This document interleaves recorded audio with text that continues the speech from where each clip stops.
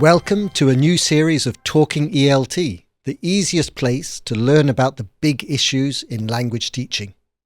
For this series, we will be discussing concept-based inquiry, a new approach to helping children develop both their language skills and their more global skills of curiosity, creativity, and collaboration. I'm very pleased to be joined today by Carla Marshall and Fiona Bedell. Carla is currently director at Dresden International School in Germany and has held school leadership roles in Singapore, Hong Kong, and Switzerland. She is the author of a recent position paper published by Oxford University Press on concept-based inquiry and is also the co-author of two books, Concept-Based Inquiry in Action and Worldwise Learning, A Teacher's Guide to Shaping a Just, Sustainable Future, both of those published by Corwin Press. Fiona Bedell is an award-winning author of educational books and has been involved in applying the concept-based inquiry approach within Oxford's new coursebook series for primary level learners called Blue Dot. Thank you so much, both of you, for joining us to talk about this exciting new area of language teaching. So many of us have heard the term inquiry being used for teaching approaches, for example, inquiry-based learning. So I was wondering if I could start with you, Carla, and ask, well, what does inquiry mean in this context, and why is it important for learning? So I think what's really important to start with is inquiry is not a new idea. You can go all the way back to the time of Socrates and, Socratic questioning and all this. And it's something that has existed for a long time and comes up in education and pedagogy every now and again as something which is more necessary given what we're seeing in society. So basically, the whole idea of inquiry is that we're structuring learning around compelling questions. Some of those questions may be designed by teachers based on whatever is in the written curriculum, and others may be designed by students based on their passions and their interests. And the reason why inquiry learning is so important is it shifts the nature of the pedagogy from a passive pedagogy, where, for example, in direct instruction, where learners are receiving demonstrations or mini lessons, and they are receiving that from the teacher without necessarily constructing knowledge themselves. When you move to more of a question-based approach, you're really asking students to be active in the learning process, to have agency and ownership over their learning.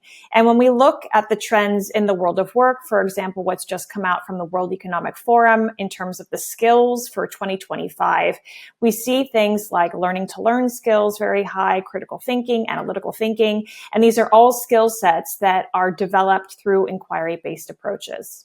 Yeah, that's fantastic. Thank you. And Fiona, what are some of the ways that teachers might use inquiry-based learning in their classrooms? So you would often kick off your unit of inquiry with a big question. So if it was about animals, it might be, why do we protect animals, or something like this? Or if it was about history, how do we know what happened long ago? So these would be big questions that you might start your unit of inquiry. As Carla says, it might be something that the teachers provided. So there are course books that do this, and then you would investigate that question in different ways in the class and come to some conclusions and collect the information to come to some conclusions. Sometimes we would use a KWL chart to do this. So a KWL chart, it's got 3 columns. The first column on the left is the K column, and that would be what you know. So when you're starting with a new module of inquiry, you write what you already know in the K column. Then you've got the W column in the middle for what you want to know. Yeah. And so that's the key to kicking off you're finding out where the students' areas of curiosity are, and as much as possible you're following those areas of curiosity to tailor what they learn in class. And then at the end of the process, you'll fill in the right-hand column, which is the L column, what they've learnt during class time. So so the KWL chart. That's one way that it's. But yeah, as Carla says, there's quite a spectrum between the teachers that are providing those questions and the teachers where it's quite open and letting students come up with their own questions to follow their inquiries. Yes, I know that's something that's very interesting in the position paper, is this range of inquiry, that there isn't a single inquiry-based approach, and this idea of building up someone's knowledge and understanding through kind of actively constructing the knowledge. I think that's one of the key concepts that came through in the position paper. Absolutely. Yeah. Can I add on? I'll just add on to that quickly, that sometimes teachers might think, oh, I'm an inquiry teacher. That means I have to do every single lesson through inquiry, which is just not the case. Because if you look at them as being on a spectrum from that direct instruction to full open inquiry where the students are leading their learning, we can pick and choose from those approaches using intention and purpose. So what do we want the students to be able to do? What's their prior knowledge? How old are they? Developmental stage. And then we can design intentionally around that. So we might decide, actually, we're going to do a mini lesson, and then we're going to use a direct inquiry approach where it's a little bit, or a structured inquiry approach where it's a little bit more directed in terms of what we want them to explore. And then once they've done that, well, maybe we'll go through a guided approach where they have little mini groups based on their interests, and it's slightly more open. And the idea there is we're building through that kind of gradual release process particular skills that are required for students to be successful, to be more independent in an inquiry. Yeah, I think that's a really good point. Is it right to think of this as like a toolbox of techniques that you might use according to what the need is, rather than being a kind of comprehensive approach? Absolutely. And I think that's where sometimes teachers get very anxious. They go, oh, I have to change my approach. I have to do, throw out all these lessons that I've used for a number of years, and I have to embrace a particular new pedagogy. Yeah. Well, really, we're talking about enhancements to a unit or to a curriculum where we can start thinking about it differently. There might be particular areas that are best taught through a direct approach. For example, maybe you're going to teach a grammar lesson, and that's going to be done through a mini lesson, through direct instruction, completely fine.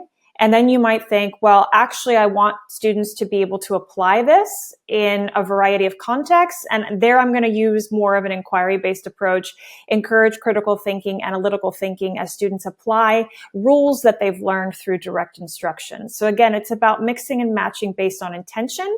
And really the teacher knowing where they want the students to get to by the end of a period of learning. Yeah. So many things I want to pick up, but one thing I'm going to just focus in on is we talked about this being concept-based inquiry, which may be another enhancement or technique within inquiry-based learning. Is that how we should see it? How would you define concept-based? So I think you can think about inquiry-based learning as not always being conceptual and not always leading to deep understanding. So for example, you may have a unit that students are doing and they're learning about crocodiles, and they're very excited about that unit, but they don't go down to the level of concepts and conceptual understandings to think about living things and their interactions within a habitat or an ecosystem. And so what's really important about moving from just an inquiry-based approach to a concept-based inquiry approach is starting to think about how we can intentionally develop concepts and conceptual understandings in students. And what we mean by that are concepts are basically abstractions. They're mental models that reflect particular ideas in society. So I mentioned that idea of a crocodile.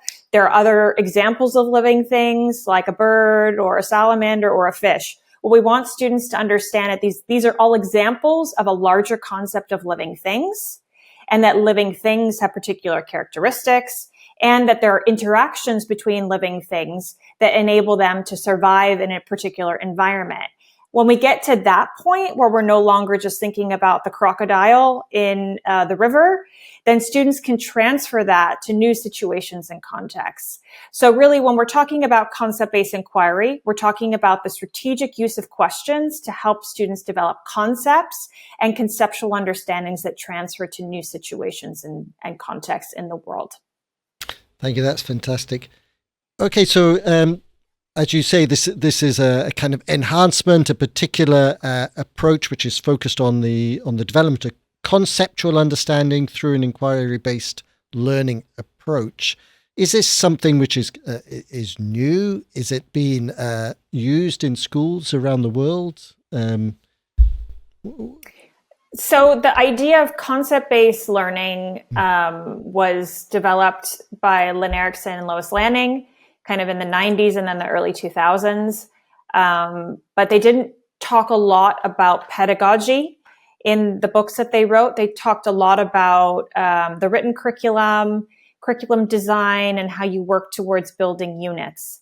And so what Rachel French and I tried to do was take their work and expand on it to show concretely what teachers can do in the classroom to be able to use an inductive approach, which means helping students see patterns and relationships in knowledge and skills that they're learning, to be able to get to those higher levels of understanding through a concept-based approach. It has since, as a term, been adopted by the International Baccalaureate to talk about some of their programs. They have a primary years program, which is for 3 to 12-year-olds, and they talk about concept-based inquiry as being one aspect of the pedagogy. But the term itself is reasonably new. I would say, though, that this, again, there's a long line of pedagogy, especially what extended from the 1960s, the work of Jerome Bruner, the work of Joseph Novak with concept mapping. And there's a natural evolution of these ideas, and sometimes they get repackaged and spoken about in a slightly different way. Yeah. I would say that there's definitely aspects of concept-based inquiry from the past, but the term itself is reasonably new. Right. Thank you. That's really clear. I mean, I think that is kind of our experience as well, that the ideas here don't feel unfamiliar, but just the kind of more explicit description and thinking through what they mean for English language teaching, for example, that feels quite new. Mm-hmm. I think the term explicit is probably the crux of it, which is, I think teachers forever are always trying to get students to be able to think deeply about the knowledge and skills and concepts that they're exploring. What we've seen in also some syllabi, again from the International Baccalaureate, especially at the diploma program, which is those last 2 years before graduation, is an intentional movement to naming specific concepts and conceptual understandings that we want students to acquire. And that intentionality and explicitness means that as teachers, we have kind of a path that we can follow. We know where we want to get to.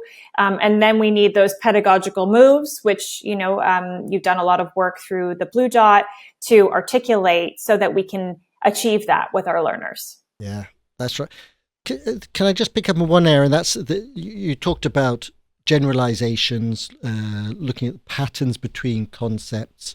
I think in Blue Dot we call them big ideas, I think. Yeah, that's right. Yeah, the big ideas. Could you just tell us a little bit more about that? Because one of the things I found interesting about this is that it sounds quite abstract, but the way that you approach it through very series of concrete examples makes it feel much more real world than it might sound at first. Mm-hmm. Mm-hmm. Mm-hmm. I think the jargon can sometimes be confusing. And there are many terms that have been used for a similar idea. So we have the idea of a big idea, a conceptual understanding, a generalization, an enduring understanding, which is used by Wiggins and Mattei and some of their backwards by design work. All of these things mean the same thing, which is that we want students to make connections between two or more concepts, and these connections transfer to new situations and contexts.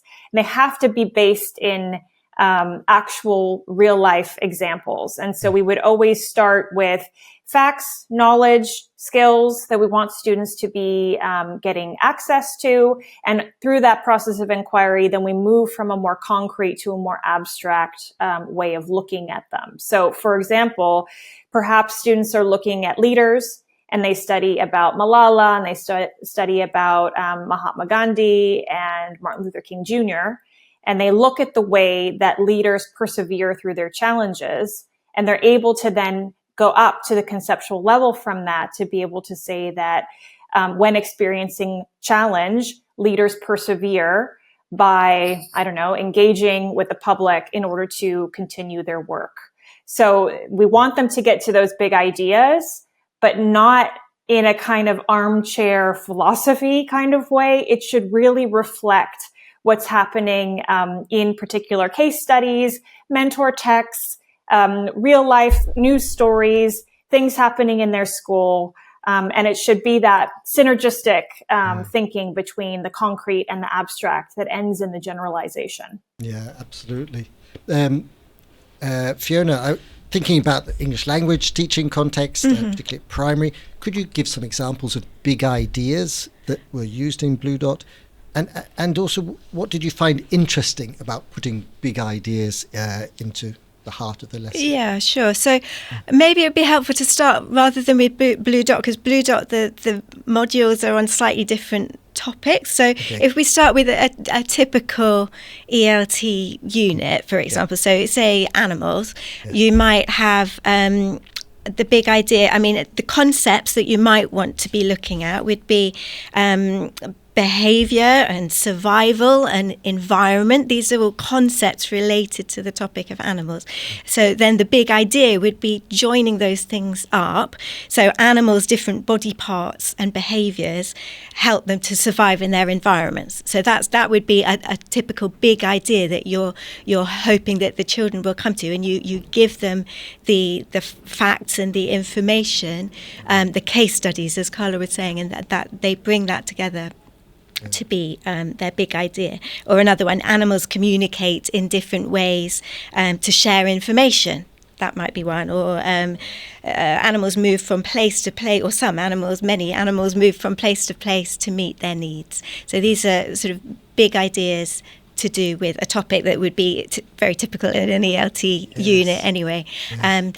But then, Blue Dot's a bit different because we wanted to go for more cross-curricular topics in our modules. So in Blue Dot, so it's a bit different. So there would be things like we wanted to encourage students to have look at the world with fresh eyes by changing the types of topics. So we've got things like cooperation as a topic, or perspective, or diversity, or choice, or imitation. So the topics are a little bit different. So our big ideas are related to those topics instead of family or animals or whatever it might be in a more typical unit.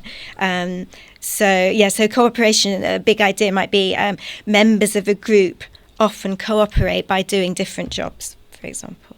That would be one big idea. Or when people cooperate globally, they can share ideas and take action to help solve global problems. Right. So you're looking at a concept like diversity or cooperation or choice, and bringing those things together like that. It's really interesting because in some ways those concepts of collaboration are part of what any primary school teacher is trying to develop in their students. Yeah. That's the life of a primary school teacher. And yet this is being much more explicit and aware of it, and thinking of particular examples and building up those concepts. And also allowing children to come to their own conclusions. So you're giving them examples either through their own lived experiences. Sometimes you're giving them activities and they can feel the cooperation themselves or whatever, or you're reading things, you're watching, you're listening. So they're getting the inputs in different ways, and then you're asking them to come to their own conclusions about Yeah. what the benefits might be, if that's what you're focusing on. Right. Which relates to what Carla was saying about agency. Yeah. In the whole learning process. Yeah, absolutely. Carla, in your position paper, there's a very nice kind of explanation of a typical inquiry having 7 stages. Is this something you could just walk us through? So I can say that inquiry is complex. So we do name stages, but we view inquiry as recursive as well. So it could be that you move through a cycle and then you move backwards and then you come around again, and then you might come back to the beginning. So we do name them. So the first one would be that we are engaging students. So engage, the idea there is that we're activating prior knowledge. We're engaging both the intellect and the emotions of the child to show the relevance of the learning. We might be doing some fact finding ourselves as teachers to understand what they know, and how we can bring in their interests and passions into the unit. The next phase is focus. And the idea there is that as teachers, we know the range of concepts. As Fiona talked about, there's concepts that are very abstract that we need students to understand in order for them to make connections between them. So if they haven't got a deep understanding of what we mean by diversity, then we need to do explicit unpacking of that concept. So in the focus phase, we choose that range of driving concepts from our unit. Maybe it's, 5 to 7 concepts, and we're doing explicit concept formation activities with students. We might do a bit of front loading of some knowledge that's required or skills that are required at the same time, but we really want them to have a deep understanding of the concepts that are required to be able to make the big ideas later in the unit. The next phase is investigate. And really, this is it's the bread and butter of every teacher, where, the students are doing work to either acquire knowledge, acquire skills. They might be doing, practice of skills over time to be able to develop that fluidity with them. And that's what happens there. So it could be that phase is longer or shorter, depending on the nature of the unit. And then we have 2 phases that really go together quite a lot. The first is that we want students to look for those relationships in the knowledge or skills. And they do that through a process of looking for patterns and relationships. And we might use graphic organizers or things like that for that process. And then we move to helping them to generalize. And this is where we then say, okay, you've got a graphic organizer here, like a cross comparison chart or a Venn diagram or a mind map or something that they've done some work on. Now, can you answer this big question using what you've done in the previous phase? And in the generalized phase, we ask them to then articulate their own big ideas. Sometimes, depending on the age of the child, we will be their scribe. Like if you have 5-year-olds or 6-year-olds and they're just developing their literacy, we will ask them to tell us what they're thinking and we will write it down for them. As they develop their literacy skills and they get older, we may ask them to record it themselves in a portfolio or in a notebook. But the idea there is that we capture those big ideas. And then lastly, we move to transfer, where we want the students to then take those big ideas and see, how valid are they? If you went out in society and you found a news story related to that, would it fit? Would you need to change your idea a little bit? Fiona was mentioning the ones around animals, and migration of animals. So maybe they've learned about, Canadian geese or some other bird that migrates, and they've done a little bit of work around that to develop that big idea. Then you might say, well, let's look at the monarch butterfly or some other organism. Does our idea still work?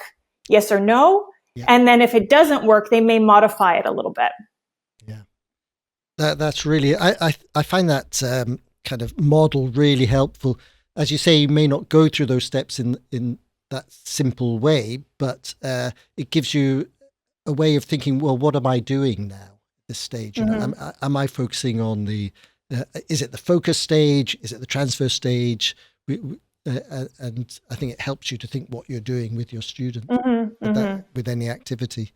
I was wondering, Fiona, could perhaps you could give us some more examples of what these questions might look like in a primary level English? So the different phases that Carla was talking about. Okay. So in Blue Dot, so we start with the engage phase. It's engage first, yes. Yes. Sorry, go mad. Okay, let's pause.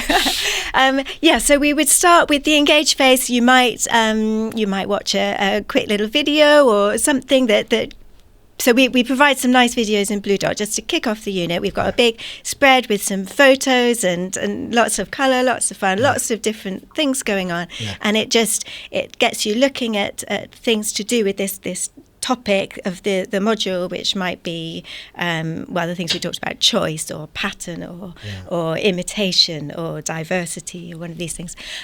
So that's the engage phase. And there's a bit of activating what they might already it's just looking at what might come up, what they already know about this topic, just checking it out. And then we delve a little bit deeper in that concept in the focus phase. So like Carla says, you can't have a very meaningful discussion about a word like diversity if you don't really know what it means. And so this is more than just a translation. It's delving into the deeper meaning of it. So we might give them different statements that may be completely true, maybe not so true, may be completely untrue. So I wrote down an example about strength, I think. So for example, how true would these statements be? You need big muscles to have a strong body, or you can't bend strong materials. So are these true? Are they not true? Are they in the middle? Does it depend? So these you start unpacking an idea like strength by exploring things. It could be by looking at pictures, it could be looking at statements, depending on the age group and the topic. So that would be the focus phase. And also lots of hands-on activities for that thing as well, for the focus phase, just to get them excited and experiencing these things for themselves a bit. Then the investigation phase, that's the reading text, the video text, the listening text. And so lots of different examples where these concepts are coming up. So as Carla said, you wouldn't just do the particular geese, but you'd look at different types of animals or different situations. And in Blue Dot, it's quite varied because so something like imitation, we might look at someone learning to cook by imitating someone else, or we might look at criminal types of imitation. We might look at all sorts of different types of example to get to the conceptual understanding that we want. I think that was one of the interesting things about Blue Dot, is how much variety you can bring in to come to the same, such varied inputs to bring students to a particular conceptual understanding, because as Carla says, these things are transferable. That's the whole point of it. You can come to a conceptual understanding that will then work in other situations. So I mean, one of the things you're mentioning there is something I meant to pick up earlier, which is there are different types of questions that you might ask, and you were kind of talking there about some questions which are more factual that you might be asking, some which are more conceptual about it, and some of those questions you might call provocative to get them thinking about it. So we in Blue Dot we use provocative questions at the beginning, in the focus phase. Then the investigation phase, where it's looking at the input, reading and listening and video. So those there would be factual comprehension check questions for those.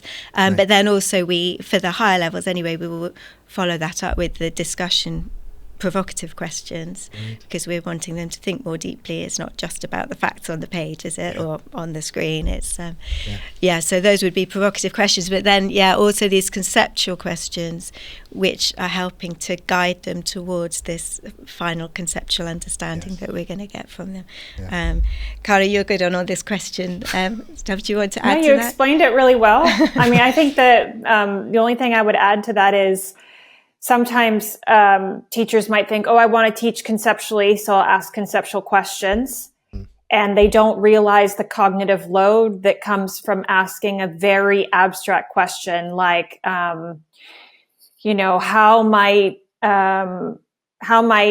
inventors innovate based on the needs of society? It just goes over their heads. But if they had some examples that they could draw from, and they go, okay, so there was this new kind of vacuum cleaner that was created by Dyson, and then there was, a special kind of human skeleton thing that people could wear if they were, disabled, so that they could go up and down stairs by themselves. And there's this, then they can start thinking, well, what's common across the way that these inventors innovated to be able to say something generally that works for all of them.